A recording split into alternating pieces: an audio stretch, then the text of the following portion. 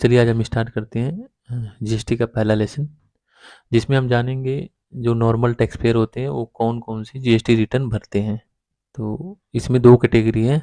पहले हम बात करेंगे टर्नओवर मोर देन 5 करोड़, जिनकी टर्नओवर 5 करोड़ से ज़्यादा है। जैसे अभी जो फाइनेंशियल ईयर चल रहा है 22-23 चल रहा है, ठीक है। तो अगर 22-23 में 22-23 की टर्नओवर 5 करोड़ से ऊपर है तो वो दो रिटर्न भरते हैं। एक भरते हैं GSTR 1। GSTR 1 में कौन सी इंफॉर्मेशन जाती है? इसमें जाते हैं आउटवर्ड सप्लाई। आउटवर्ड सप्लाई का मतलब ये होता है कि जिस महीने में हमारी जो सेल होती है, जितनी सेल होती है उसका डाटा, ठीक है, उसको हम आउटवर्ड सप्लाई, जो हमारी सेल होती है वो हमारा आउटवर्ड सप्लाई होता है, जो हम सेल करते हैं, ठीक है। और इसकी ड्यू डेट होती है 11 तारीख।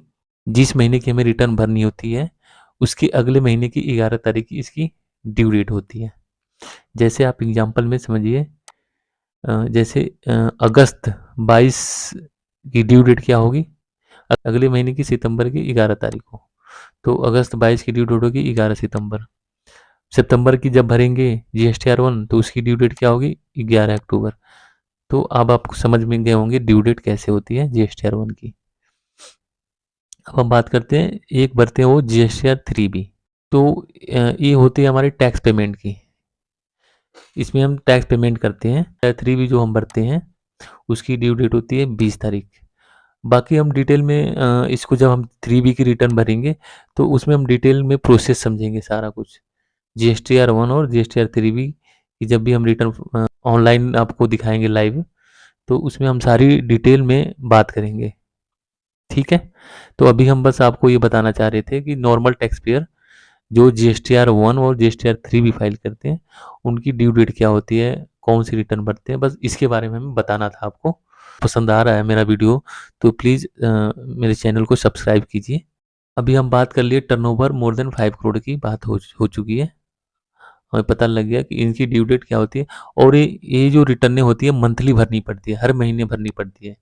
GSTR 1 हर महीने भरनी पड़ती है, 3B भी हर महीने भरनी पड़ती है, और ये इनकी ड्यू डेट है, ठीक है। अब हम बात करते हैं इसमें दूसरी category turnover up to 5 crore.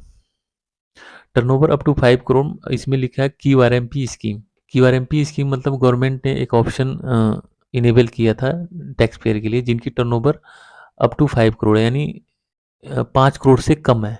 5 crore से ज़्यादा नहीं, 5 करोड़ से कम होगी टर्नओवर, तो उनको एक ऑप्शन मिलता है। वो चाहे तो QRMP स्कीम को ऑप्ट कर सकते हैं। QRMP का मतलब होता है quarterly return monthly payment. Return जो हम भरेंगे क्वार्टरली भरेंगे, मतलब 3 महीने बाद भरेंगे, और पेमेंट लेकिन हमें हर महीने करनी पड़ेगी। इसका मतलब ये होता है। और हम इसके बारे में भी जब हम लाइव रिटर्न भरेंगे तो ये भी हम समझेंगे, ठीक है। जिनकी टर्नओवर 5 करोड़ से नीचे है, अगर वो क्वार्टरली रिटर्न का ऑप्शन एक्टिवेट करते हैं तो उनको टैक्स की पेमेंट जो है हर महीने 25 तारीख को करना पड़ेगा। जैसे कि जुलाई की उनको पेमेंट 25 अगस्त से पहले करना पड़ेगा, अगस्त की पेमेंट 25 सितंबर के पहले करना पड़ेगा। तो आप वो उनके लिए जो QRMP स्कीम को एक्टिवेट करते हैं, यानी क्वार्टरली ऑप्शन को जो एक्टिवेट करते हैं, उनके लिए दो ऑप्शन दिया जाता है। या तो जो प्रीवियस क्वार्टर में जितना टैक्स उन्होंने जमा कराया होता है उसका 35% अमाउंट उनको पेमेंट 25 तारीख के पहले करना होता है, या सेल्फ असेसमेंट करके, मतलब खुद आउटपुट और इनपुट टैक्स को लेस करके एज पर रूल उनको 25 तारीख के पहले जमा कराना पड़ता है। तो दोनों में से कोई भी ऑप्शन यूज कर सकते हैं। तो इनकी अभी बात करते हैं, आप आ जाओ। इसमें दो ऑप्शन दिए जाते हैं ऐसे टैक्स पेयर को। एक होता है मंथली ऑप्शन। मंथली ऑप्शन में जैसे हमारे जो मोर देन जिनकी टर्नओवर 5 करोड़ जैसे भरते हैं सेम होता है इनके लिए भी मंथली ऑप्शन। अगर मंथली ऑप्शन ऑप्ट करेंगे तो इनकी GSTR 1 की ड्यू डेट जो होगी 11 तारीख होगी, और GSTR 3B की ड्यू डेट होगी 20 तारीख। और इन पे आप एग्जाम्पल सेम अप्लाई कर सकते हैं, ठीक है। अब हम बात करते हैं क्वार्टरली ऑप्शन की। क्वार्टरली ऑप्शन अगर हम एक्टिवेट करते हैं जब लाइव रिटर्न भरेंगे तो उसके बारे में हम उस टाइम बात करेंगे कि कैसे ऑप्शन को हम ऑप्ट करते हैं क्वार्टरली, ठीक है। तो इसमें 2 कैटेगरी होती है, एक होती है जीएसटीआर 1। जीएसटीआर 1 की जब रिटर्न भरेंगे क्वार्टरली, तो उसमें डेट होगी 13 तारीख, ठीक है? जैसे मान लीजिए अगर अभी बात करें हम अप्रैल, मई, जून, ये पहला क्वार्टर है, ठीक है?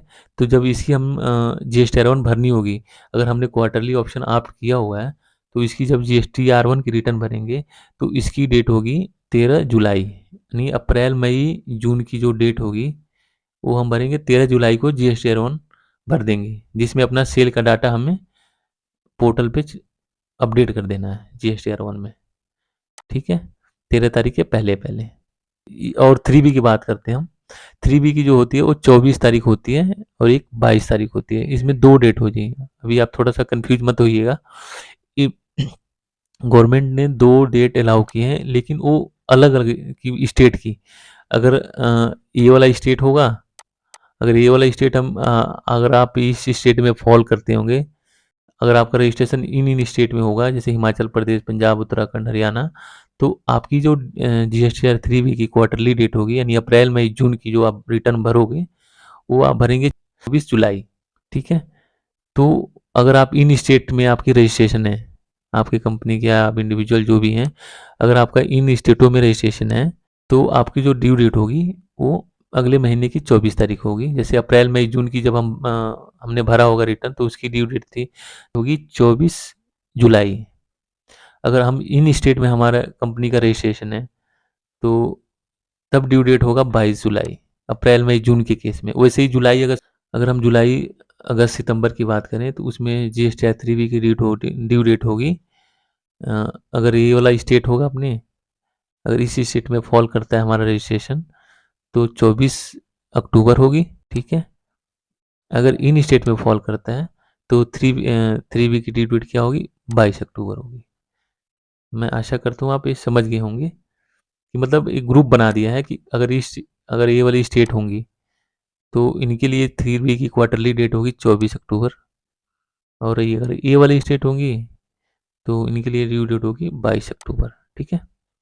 और एक ऑप्शनल फीचर होता है, जो क्वार्टरली ऑप्शन ऑप्ट करते हैं उनके लिए, अपनी सप्लाई यानी आउटवर्ड सप्लाई यानी सेल का डाटा देने के लिए उनको एक ऑप्शनल फीचर दिया जाता है कि आप चाहें तो एक ना IFF बोलते हैं इसको, इनवॉइस फर्निशिंग फैसिलिटी, कि हर महीने की आप 13 तारीख को अपना आपका जो सेल का डाटा है, वो आप इस IFF फैसिलिटी में अपलोड कर दीजिए 13 तारीख के पहले, ठीक है? जैसे कि अगर जुलाई की हम बात करें, तो हमने क्वार्टरली ऑप्ट किया हुआ है, बट हम चाहें तो अपना केवल सेल का डाटा जो है जुलाई 22 का 13 अगस्त 2022 को अपलोड कर सकते हैं।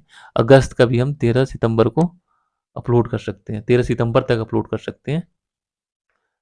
तो हमने दो, जैसे कि अभी देखो जुलाई में हमने अपलोड कर दिया, अगस्त में कर दिया, लेकिन जब सितंबर की फाइल करेंगे, वो हम फाइल करेंगे GSTR 1। सितंबर में कौन सी रिटर्न फाइल होगी? GSTR, क्योंकि क्वार्टर का ये लास्ट मंथ है इस क्वार्टर का।